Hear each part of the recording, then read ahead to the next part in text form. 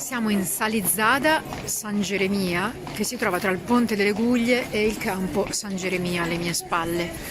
E sabato sera, 25 novembre alle 23:20, poco prima di mezzanotte, un uomo è stato ucciso, un tunisino è stato ucciso all'interno di questo bar gestito da un bengalese soprannominato Luca.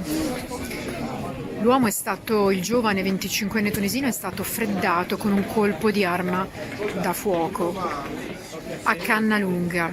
Un unico colpo sembrerebbe che l'ha ucciso ed è morto all'interno di questo locale. È morto proprio lì, accasciato vicino al frigorifero.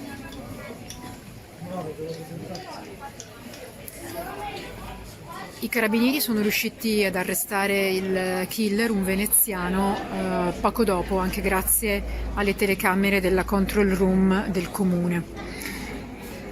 Adesso il bar è chiuso, come potete vedere, e in ogni caso i titolari preferiscono non parlare e non dire nulla. Questa notte l'hanno ripulito dopo i rilievi delle forze dell'ordine.